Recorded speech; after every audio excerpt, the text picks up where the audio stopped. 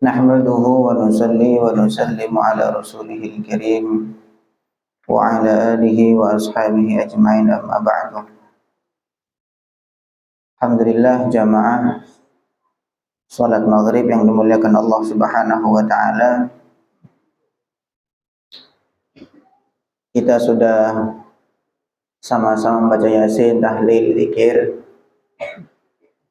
Kita lanjut mendengarkan nasihat-nasihat dari seorang alim yang arif billah, seorang alim yang betul-betul dekat dengan Allah Subhanahu wa ta'ala. Memang kita perlu mendengar nasihat-nasihat itu berkali-kali. Baginda Nabi Shallallahu Alaihi Wasallam beliau sabdakan, kurang lebihnya aku tinggalkan kepada kalian dua nasihat. Yang satu nasihat yang diam, dan satu lagi nasihat yang berbicara. Nasihat yang diam itu apa? Mengingat mati. Diam, kuburan itu diam. Tetapi dan mengingat mati, insya Allah akan merubah seseorang itu menjadi baik. Karena yamutul mar'u ala ma'asha wa yub'atsu ala ma mata. Seseorang dia akan mati sesuai kondisi dia hidup. Dia hidupnya sukanya seperti apa, nanti kemungkinan besar matinya akan seperti itu. Nah, kemudian yang kedua nasihat yang berbicara yaitu Al-Quran. Al-Quran ini sebaik-baik nasihat. Wadakir bil Quran may yakhafu wa'id. Berilah peringatan dengan Al-Quran man yakhafu wa'id, kepada orang-orang yang takut, khawatir kepada ancamanku. Yaitu orang yang iman kepada Allah SWT, tentu dia takut dengan ancaman Allah. Maka nasihat terbaik kepada orang iman adalah Al-Quran. Nah, selepas itu ada nasihat-nasihat lagi yang tidak kalah pentingnya, orang-orang yang dekat dengan Allah Subhanahu wa ta'ala. Jadi orang soleh itu ya, orang soleh, orang dekat dengan Allah itu pengaruhnya itu akan melebar sampai kepada tetangga-tetangganya. Orang yang soleh itu, orang yang dekat dengan Allah, itu dia pengaruhnya sampai ke tetangga. Kemarin waktu kita ngaji tafsir surah Al-Ikhlas, di antara fadilahnya Al-Ikhlas, orang yang suka membaca surah Al-Ikhlas sekian kali dalam sehari, maka nanti akan dimudahkan urusannya, dimudahkan rezekinya untuk dia, ahli rumah itu yang baca itu, dan tetangga-tetangganya. Padahal tetangganya nggak ikut baca, tetapi ikut barokah kecipratan dari orang yang suka baca surah Al-Ikhlas. Ini sekarang ada satu nasihat dari Imam Ahmad bin Athaillah As-Sakandari. Nasihat yang kedua, hikmah yang kedua, iradatuka, keinginanmu, at-tajrida, untuk tajrid. Tajrid itu maksudnya fokus, konsentrasi hanya ibadah kepada Allah saja. Melepaskan diri dari keduniaan. Itu namanya tajrid. Ma'a iqamatillahi iyyaka. Padahal Allah Subhanahu wa ta'ala menempatkan kamu fil asbabi, di maqam asbab. Maqam asbab itu sarana. Maksudnya kita masih sibuk dengan sarana-sarana lah, kerja, kemudian mencari nafkah dan seterusnya. Kalau tajrid itu orang yang fokus ibadah saja, sehingga dia tidak nggak kerja sama sekali. Jadi memang ada dua makom ya di setiap hamba itu. Itu ada makom tajrid namanya, itu dia fokus ibadah, dia nggak perlu kerja, dan nanti rezeki akan datang dari Allah Subhanahu wa ta'ala tanpa kerja. Salah satu contohnya Siti Maryam. Siti Maryam itu di Palestina, beliau taruh di sebuah kamar yang pintunya berlapis. Yang megang kuncinya itu cuman Nabi Zakaria saja, sebagai paman beliau, sebagai pamannya. Dan tidak ada yang orang masuk, nggak ada yang bisa megang kuncinya. Kamarnya berlapis, kuncinya cuma dipegang satu orang. Kullama dakhala 'alaiha Zakaria al-mihraba wajada 'indaha rizqa. Setiap kali Nabi Zakaria masuk, setiap kali, bukan cuma sekali, setiap kali Nabi Zakaria masuk, wajada 'indaha rizqa, ada rizki di situ. Ada buah-buahan. Sebagian mufassir menceritakan buah-buahan yang bukan musimnya. Kalau pas musim panas ada buah-buahan musim dingin. Pas musim dingin ada buah-buahan musim panas.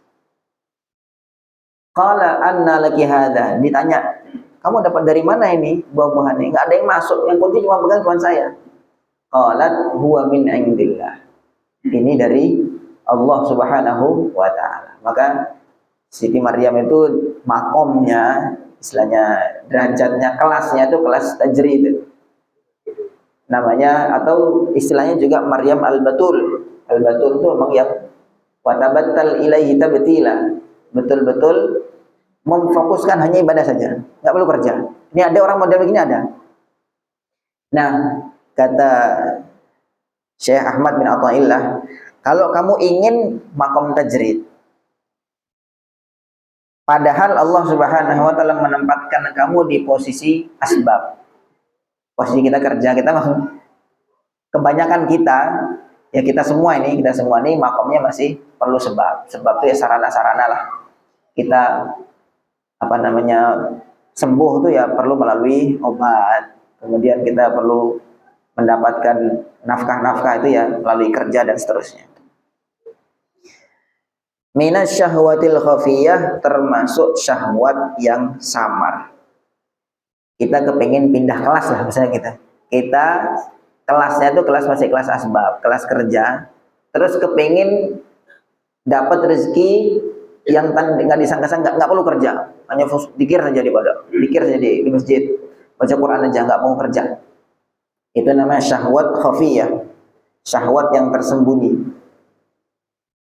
Kemudian dibalik sekarang, wa iradatukal asbabah, dan keinginanmu untuk masuk ke makom asbab, makom kerja, ma'iqamatillahi iyyaka, padahal Allah menempatkan kamu fit tajridi, di makom tajrid, makom misalnya kita diposisikan oleh Allah Subhanahu wa taala sebagai orang yang punya makom tajrid, nggak perlu kerja, rezeki sudah datang.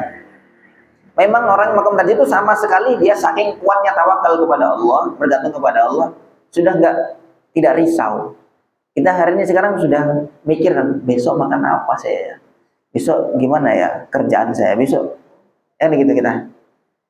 Nah, orang yang makom tajrid itu saking tawakalnya kuat kepada Allah, sudah nggak mikir sama sekali. Allah akan berikan rezeki, saking yakinnya Allah akan pelihara makhluknya itu dengan sempurna, dia sama sekali tidak merisaukan nanti makanannya apa, siapa yang memberikan makan, enggak. Dia nggak sama sekali nggak khawatir. Seperti Siti Maryam tuh, qalat huwa min indillah, ini dari Allah Subhanahu wa taala. Entah datangnya dari mana, padahal jalan tertutup semua. Allah kuasa memberikan tanpa sebab apa-apa. Itu namanya maqam tajrid. Sekali lagi ya, saya peringatkan bahwa ini sebenarnya nasihat-nasihat untuk orang yang kelasnya tinggi. Kelasnya kelas tinggi. Tapi ya kita sebagai orang yang ya paling dasar lah, kelas paling rendah, dengar saja. Kalau supaya kita tahu bahwa memang kelasnya orang dekat dengan Allah itu bertingkat-tingkat. Tidak semua sama seperti kita, tidak semua itu bertingkat-tingkat. Nah, kemudian dibalik, ketika kamu berada di maqam tajrid, kemudian pingin kepada kerja, itu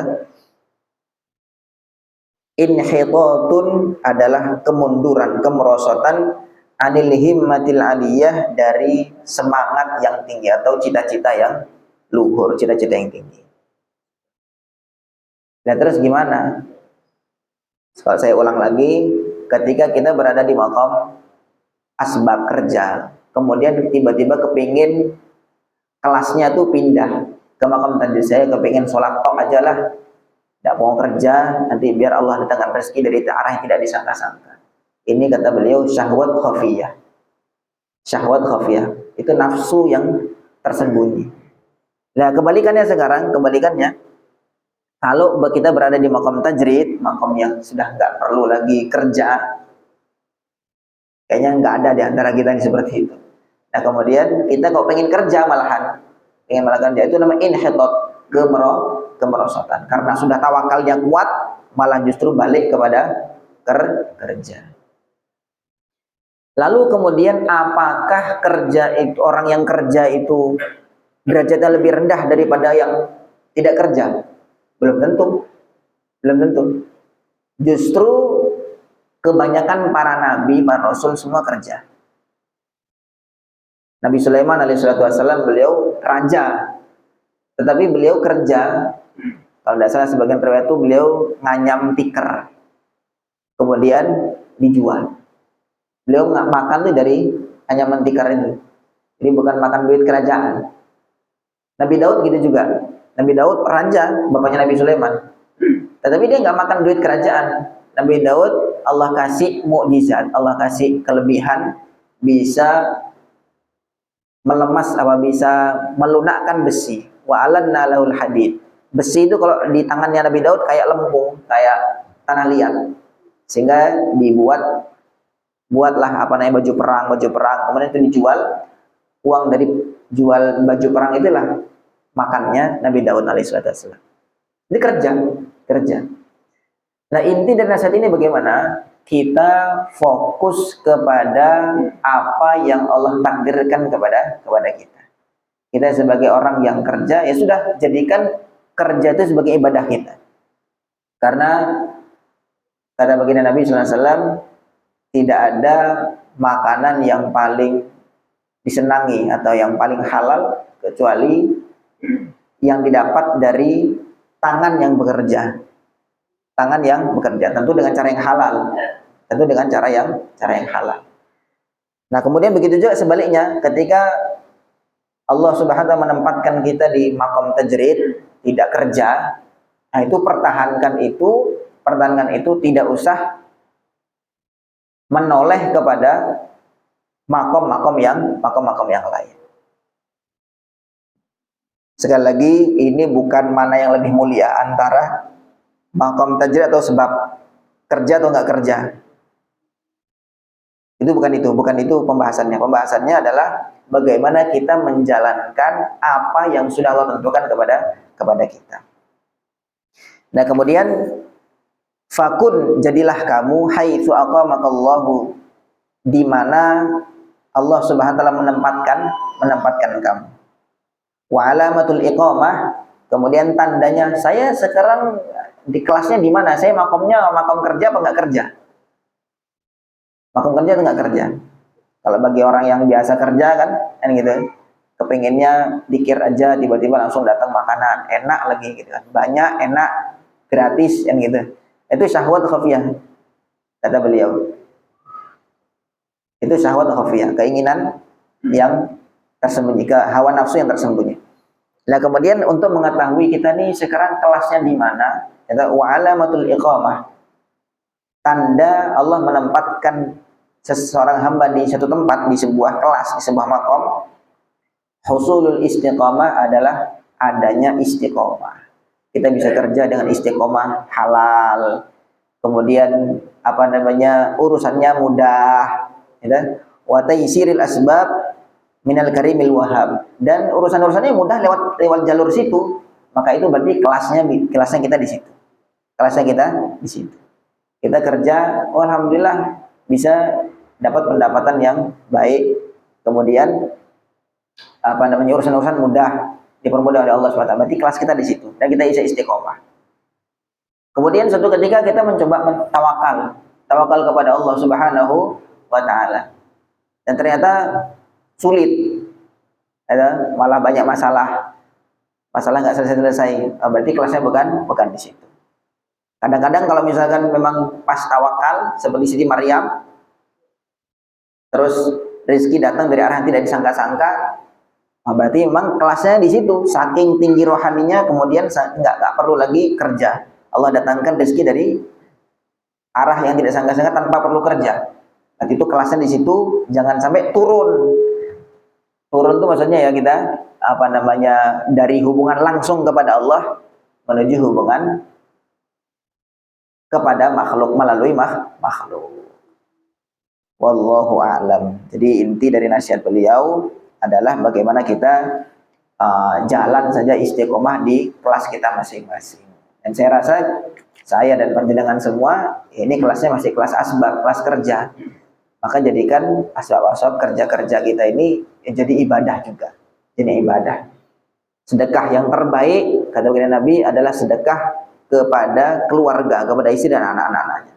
Bahkan sampai suapan yang kamu suapkan ke mulut istri kamu itu sudah sedekah yang terbaik. Nah, jadikan itu menjadi ibadah kita, kelas kita, dan kita mendekat kepada Allah Subhanahu wa taala pada makom itu. Oke, mudah-mudahan nasihat beliau ini menjadi tambahan ilmu untuk kita dan kita niat mengamalkan insyaallah. Kurang lebihnya mohon maaf. Assalamualaikum warahmatullahi wabarakatuh.